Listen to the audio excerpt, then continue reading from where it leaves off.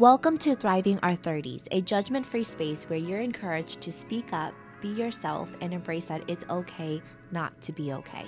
We can still thrive at our own pace. This is Christina. And this is Anna. And we are so excited to share this incredible journey with you. Let's go!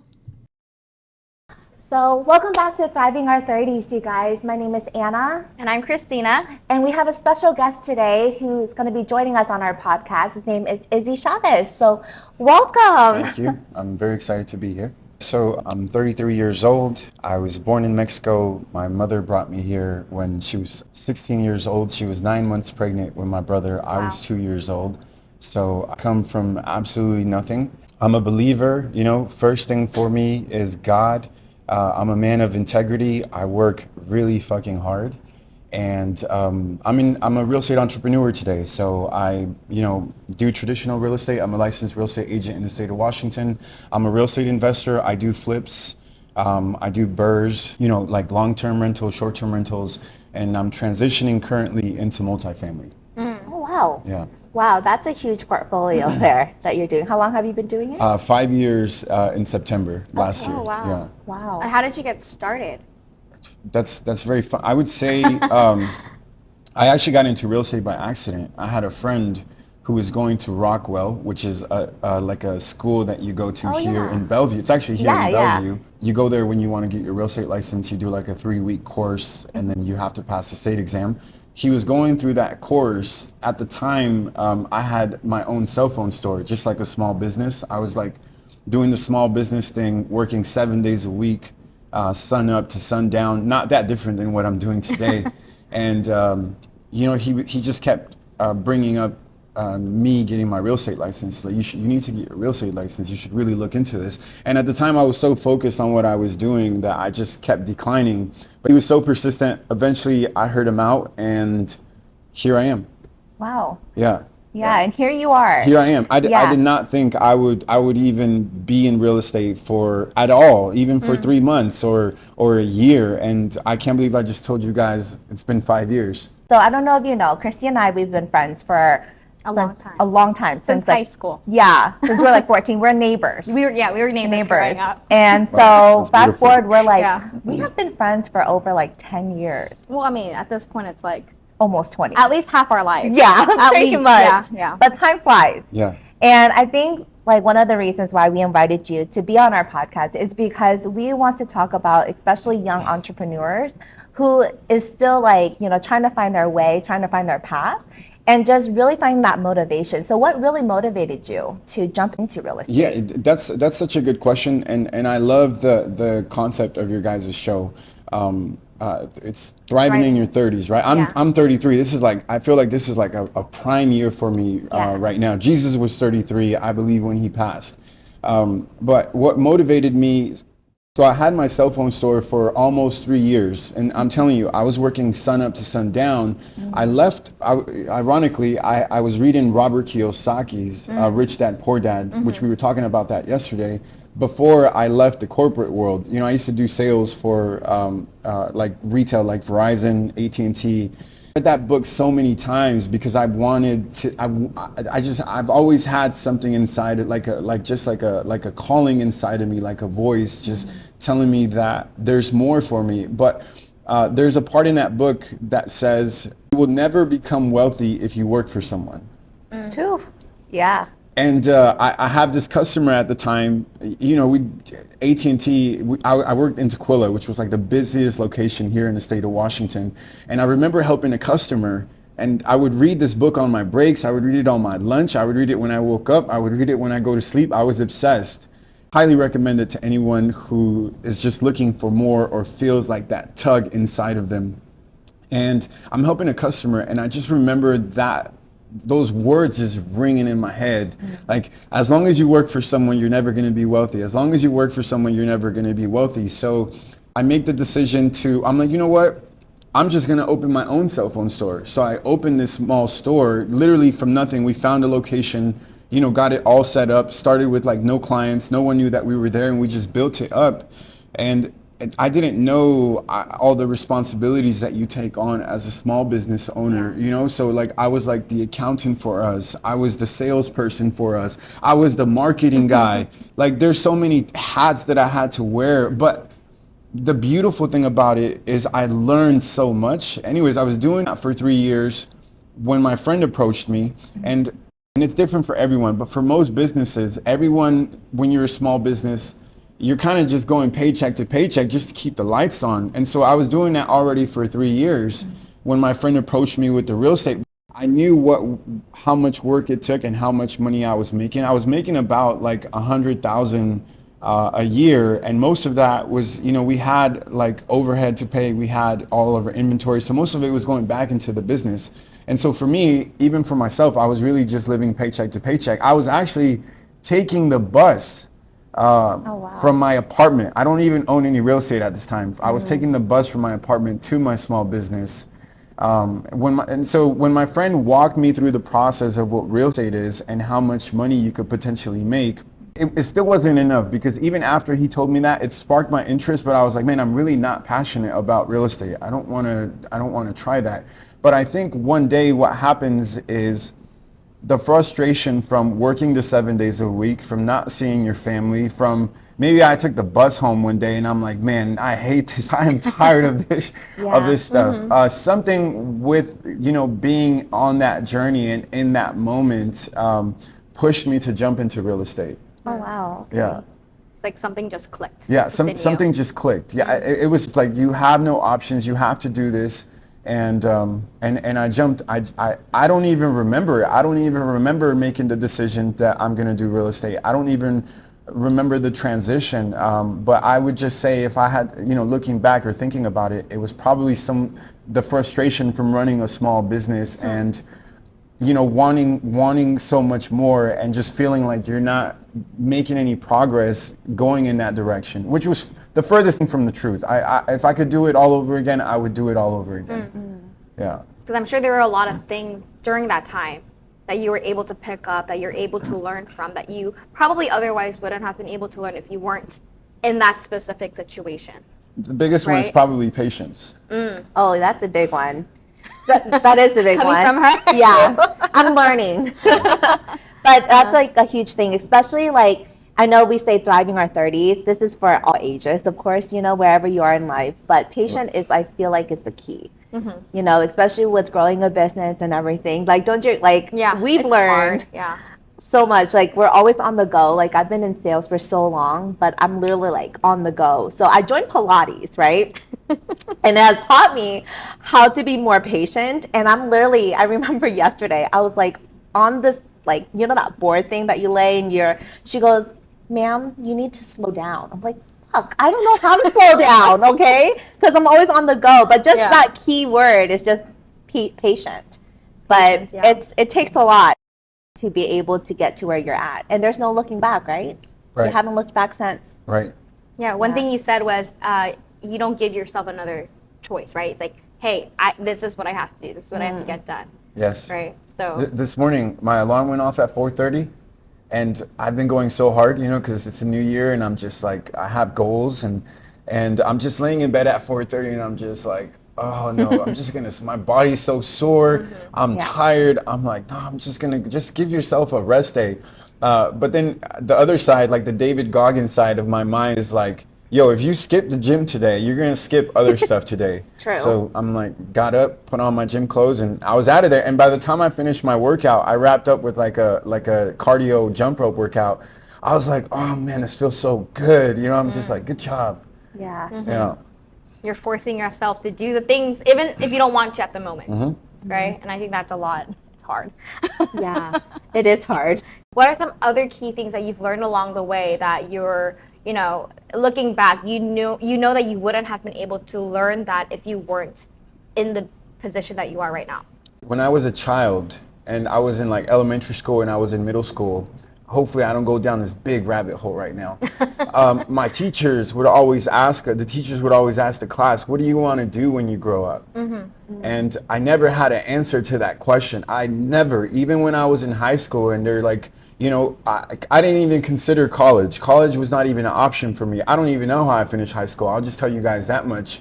But I never had an answer to that question. And so this is before like entrepreneur is a thing. Like if you ask my daughter today, my daughter's 12 years old, if you ask her, what do you want to do when you grow up? She's going to tell you she's going to be an entrepreneur. She's going to be a business owner. I think somebody asked her this like 2-3 days ago, and she's like, oh, I'm going to have a nail salon. I'm going to have my own nail salon. Love that. But I'm saying when I was growing up, that wasn't an option. Like for me, I just didn't have an answer to that question. And so I had all these different sales jobs, and I could not keep a job for the life of me. Like I could not keep these jobs because I was always a top producer. I would always get promoted all the way to the top. But once I got to the top, I was just like bored. I'm like, man, like everybody's like, yo, Izzy, you're crushing it. Like you're doing amazing, man. How do you do it? Once I would get to the top, I'm like, man, I don't like this. This isn't challenging. This isn't hard enough. I'm not learning. And so when I jumped into real estate, I knew that because when I went to Rockwell, there was so much and I was so overwhelmed. I'm like, wow, there is a lot to learn here. So you could never like get a full grasp on everything that is involved in real estate, and so I like being a sponge. I like learning. So real estate has just opened so many doors. It's opened my mindset. I've been on this entrepreneur journey. I think and it's not much, right? But for me to be 33 and I know that I can take this money and I can go buy a car, or I can go on trips. I've invested I would say like 100,000, maybe over 100,000 just in personal development. Let's say I hire a mentor and he's 65 and he has everything that I want, and I'm 33 today and I want to be where he's at. I'm going to hire him as a mentor to close that gap. Right. I feel like I didn't even answer your question, but I'll leave it at that. That's all I have to say. No, but that does answer the question, because that's one thing that, like you said, as an entrepreneur, you're able to pick up and learn, like, hey, there's so much, like there's that gap. There's so much that can still learn. And even like in personal development, so you see the value of investing in yourself, right? So I think that did answer the question. And that's something that I learned from, going back to Robert Kiyosaki. Mm-hmm. I'm not promoting him. I'm not affiliated with him. But when I read Rich Dad Poor Dad, I mean, that book has so many like just good gems in it that you can really just take and run with them. One of the things in that book is your biggest asset is in between your two ears. Yeah. So true. for me, my brain is my biggest asset. So I'm going to reinvest, with the exception of real estate, everything after real estate, I'm going to reinvest it into myself, right in between my 2 ears. Whether that's an experience where I book a trip to Miami, I say Miami because I go there so many times a year, to just like be able to like decompress from like all the stress, right? Mm-hmm. That's an investment in myself. Or if I hire a mentor for a couple months or something like that, regardless of however much it's going to be, I'm always very like conscious of ways that I can invest that will give me a return. I'm looking for a big return on my investment. Yeah.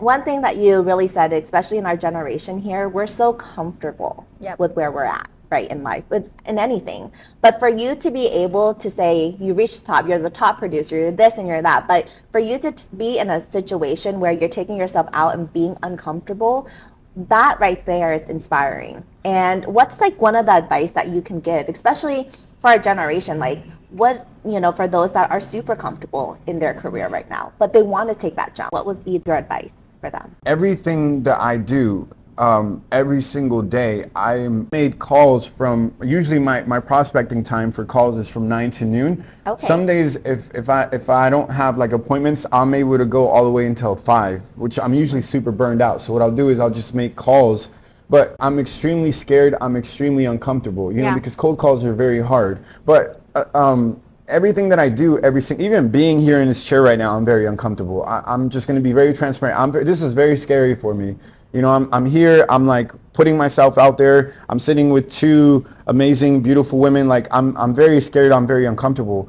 If you're not uncomfortable, if you're not scared, then you're just stagnant. You're not really like, what are you doing? Like, what direction are you moving toward? I can't give this advice to everyone, because for me personally, I'm just not comfortable with any, like someone can give me $100 million today and say, Izzy, I'm going to give you these $100 million, but you just have to take off the rest of your life. I will decline those 100 million because this is why I'm able to outdo so many people, so many of my colleagues, so many real estate agents. This is why I'm 5 years in and I'm still here, because a lot of individuals in life, I would say, like, I'm going to just do an umbrella statement for millennials or whoever. They'll get married, you know, they'll finish college, they'll get their car and they'll get their house, and that's it. They're done. They're just like, okay, I've accomplished the American dream, you know, and I'm happy. But for me, like, I always tell people that I keep in my circle, or younger people, you know, younger individuals in like their 20s that are on the come up, agents that are doing their first year, agents that have been in business, it doesn't matter who it is. I always tell them, and I learned this from, I went to one of Grant Cardone's event in Vegas in 2019, and he brought out, you know, some of the most amazing speakers, but one of my idols and sports figure is Floyd Mayweather. Floyd Mayweather comes out, he doesn't announce them. The way he's announced is they just drop like dollar bills. They're just falling on the stage, but they don't announce him. But I'm such a big fan that I noticed him from a distance and I was screaming like a girl. I've never done this before. But I see him, and I'm a big fan, and I just start screaming. I'm like sitting up on the top and I'm just start screaming like a girl. I'm like, oh my God, it's Floyd Mayweather. But one of the things that he said that day that I've never forgotten, and I always recycle it and give it to everyone, is he said that he works harder when he's winning. So he said, work harder when you win. So I have like 100 wins, and I just continue to work. I work harder now than when I didn't have anything. So they don't get comfortable just because you won. You got to continue to work hard for the next. Yes. Yeah. That's just for myself, right? It's hard to like give advice because not everybody wants the stuff that Izzy Chavez wants, and not everybody, you know, it's very uncomfortable. Like, you have to have so much faith. I met a girl in Miami. Her name is Danny. We went to church. We did an event together called Serve My City, where we do community service. Her and a group of us painted a building for like underprivileged children. And she was from Haiti, and you know, there's a lot of Haitians in Miami. I never met a Haitian person, so she's looking at me like I'm crazy. Like, how have you never met a Haitian person? So we go out to dinner so that I can try Haitian food, and we're asking each other's questions. She asked me a question like, what are your 5 biggest assets? And I told her my first biggest asset is my faith, and my second one is my belief in myself, and then I mentioned my intelligence, and I can't recall the other 2 right now. You know, one thing that you've mentioned is like belief in yourself and faith as well. Like, what are certain things that, because I know a lot of people ask you for like mentorship, you influence a lot of people.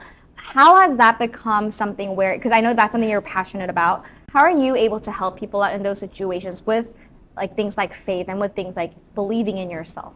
Individuals in life who have been through a lot in their lives, who have been through hell, if they're able to make it out of that, because everyone's going to make it out of that differently. You know, everyone's going to go a different route, and they're not always going to be the right route. But for me, I decided to go follow that like voice that I had, you know, in my heart, in my head, which I would say it's like the Holy Spirit. It's like God talking to me at all the times.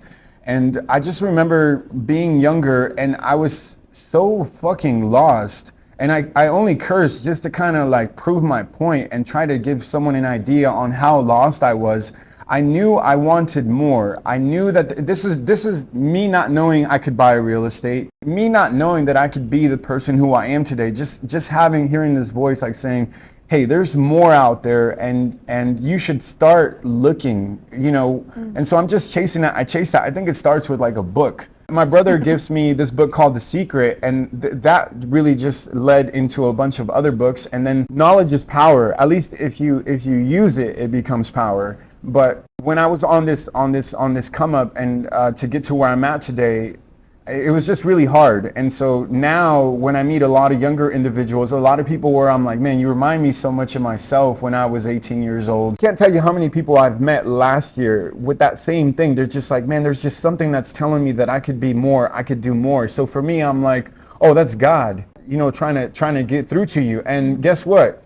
you can do more and you are going to do more. So I just kind of feed them light, but it's not even coming from like a bullshit perspective. It's coming from like, I really went through that. You went through it I yourself. went through it myself. Yeah. So I'm speaking, hey, look, let me show you these addresses. Like, do you see these addresses? Like, these are all the houses that I own. Like, I'm not making, you can't, Grant Cardone taught me, you can fake a Lambo, but you can't fake real estate. Right. You know, like you can touch real estate, you can feel it. Like, because on social media, there's just so much bullshit out there. Real estate, you can't fake it. Like, hey, these are my taxes that I pay on these properties every month. You know, these are my mortgages. Like, I own all of these properties, and I come from the same background that you come from. You know, where everyone has such a unique story. Like, oh, you didn't have your dad. You know, you had all these things happen to you. Well, hey, guess what? I had a 16-year-old mother who came here from Mexico, undocumented, didn't speak the language, didn't have any family here, didn't have a male to, you know,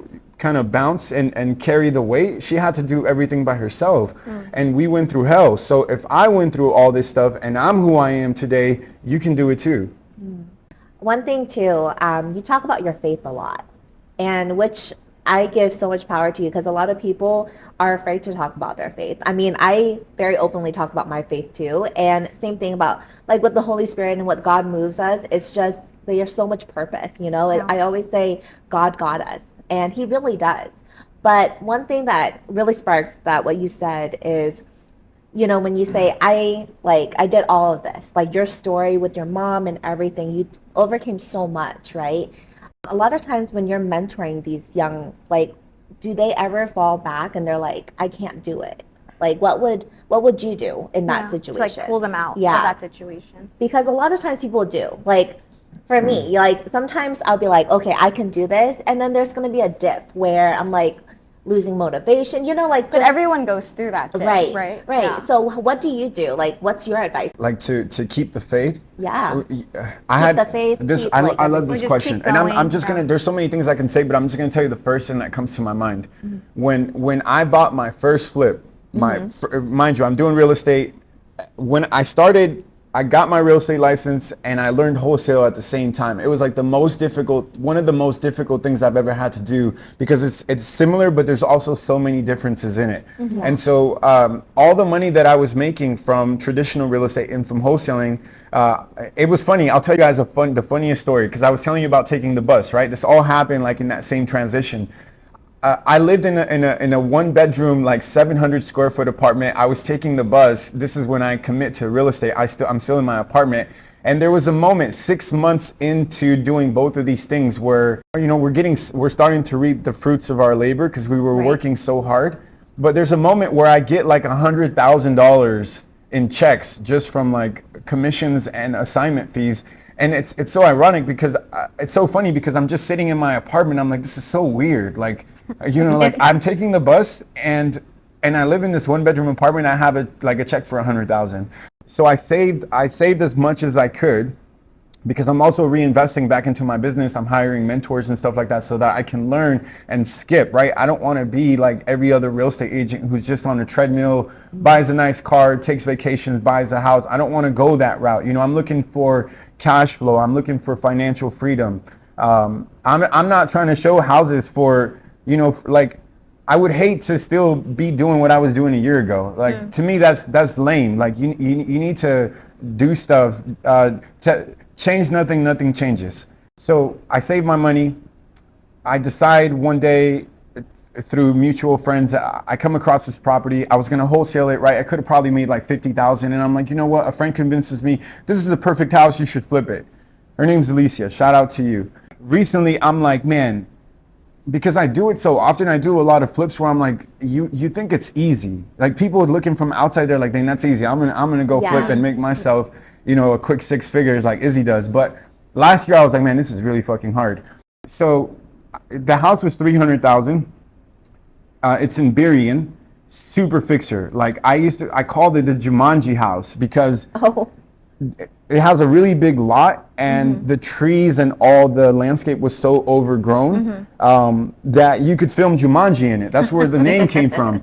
up until this day, I never, purchased my own. I hadn't even owned any real estate. I never, I just wholesaled everything. I would find the properties, I would find an investor, hey, and I would just match them. So I buy the property. I remember it was like a week, 3 days before closing. It was like on a Friday, we closed on a Monday. I am freaking out because it's the scariest thing ever. I'm like, how am I going to justify, I'm buying this fixer-upper, this Jumanji house. It looks like shit. My mind was just so confused. It makes me think of like, I don't know if you guys have ever gone skydiving? No, I want to. Go skydiving. That was the experience I had when I'm going to close on this Jumanji house. So that Friday, I'm panicking. I'm supposed to close Monday, and I'm already having second thoughts. I'm like, hell no, because I work really hard for my money. I'm like, I'm not a risk taker. I'm very like risk assessed. Like I follow Warren Buffett's rules. Rule number 1, you don't lose money. Rule number 2, you don't break rule number 1. I'm panicking. This is why your circle is so important. I call a friend who's like a gazillion times more successful than me, right? She's just a beast.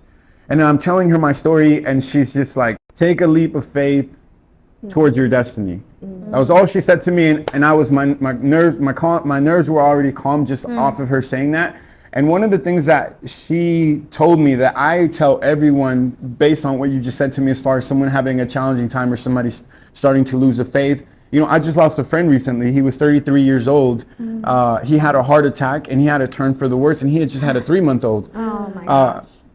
Rest in peace to him. Yeah. One of the things I always tell someone that she told me is, no matter what you're going through, no matter how hard things are, no matter like when things seem to be going in the opposite direction of where you want them to go, which last year, like every day, it seemed like it really depends on how you look at the glass, right? She just says, always keep the faith and continue to trust in God. So anytime I'm going through a really dark time, because I too am human, just like everyone else, I'm not perfect. I have my moments. And at the core, when I get down to like the darkest place, those are the words that always play in my mind, is just keep the faith and continue to trust in God. So I always pass that on. That'll be something that I always tell people. And I think it just hits them differently when it comes from someone like myself. Yeah. I think when I reach out to a younger person, and, I feel like a lot of these young kids, they're starting to look up to me. So when I take the time to say something like that, it really impacts them a different way than if they read it or just randomly saw it somewhere. And I think like what you mentioned, who you hang out with, it really matters, right? And we talk about that a lot as well. Yeah. But yeah, like especially when you're in a hard time, whoever is around you, are they able to pull you out? Are they able to say those things like how you shared, so that you're able to have that voice every time you have those lies being spoken to you? Do you have something else to combat those lies? Because if you don't, then you need to find those friends. You need to find a community. You need to find those people that can really pull you out of that situation, because we're all there. We all go through dark times like that. But it really depends on, well, how are you going to just stay there, or do you have a strategy to get out, right? Yeah, like that's so important. Like we always say, what's that phrase that we say? You are who you are, who you hang out with. You are who you hang out with. She says it weird. I don't know why, but you are who you hang out with. Yeah, and it's really true. Like they always say, you are who's your closest 5 friends, right? Yeah, you're the average of the 5 people. Yeah, who you're hanging exactly. out with. And it's like, it's so important to have that strong community and having that faith with it too. What are some key things for you to share in order to help someone who's going through it right now? What can they do a little bit differently, think a little bit differently, to step out in faith so that they can be in a different position? I took a friend of mine to dinner for his birthday, and we're asking each other questions, at the dinner table as we're eating our dinner. And like one of the questions that we asked each other was, if you could go back in time, what advice would you give to your teenage self? And I was so stumped on that question. I'm eating this steak, it probably took me like 3 minutes, and he's just staring at me like, are you going to answer the question? I'm like, I am, but I'm just like really thinking, like, because I went through hell when I was in my teens, when I was a child. My dad went to prison, even though my dad was never in my life, but just going through, some of these things. That was such a private thing I just shared. And so I'm just stunned by this question, and I'm really thinking of myself, and I just remember being in so much pain, being so lost, just like, I didn't know then, because I didn't know like depression is a thing, or like loneliness. But I was going through all of that stuff when I was a teenager. I just didn't know it, because when you're like nationalities, like if you're Hispanic, like those things are not talked about. Yeah. You know, Same like, with Asian cultures. yeah. It's different ethnicities. They don't talk about those kind of things. They don't talk about mental health. And so when I finally came to the answer, I said, if I could go back to my teenage self, I would tell him to choose his friends wisely. Ooh. Choose his friends wisely. Yeah, because like you guys said, you are the 5 people you surround yourself with. Yeah. Which is a Jim Rohn quote. And another saying is, birds of a feather flock together. So, and that's one of the first things I want to say is you need to change your circle. Earlier I mentioned you change nothing and nothing changes.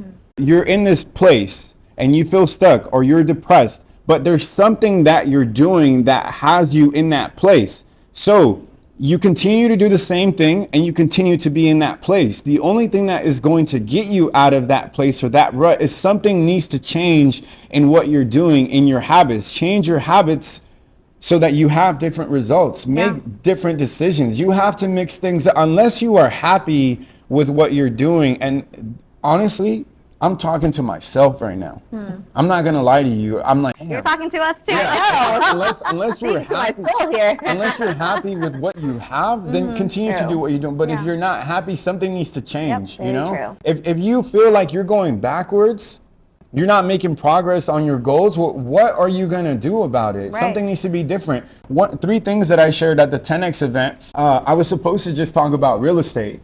About wholesaling, but I was like, man, that's such a boring thing to talk about. So I was like talking to God for weeks or months up prior to that event as we were planning, and even when I was finally there and I was gonna come on stage, I had my script, but I'm like, man, I think. But you went off script. I remember. I was like, maybe I should just talk about this, boring like real estate stuff that everyone here is here for. But I prayed and I'm like, no, I'm not gonna do that. And so the 3 things that I talked about was and because it's very relatable to your question, is invest in yourself, right? Like I was telling you guys, I've invested over 100,000, which is baby money compared to a lot of like my mentors and other people that I know. I don't think there's anything more that is going to pay you a higher dividend, a higher return than investing into yourself.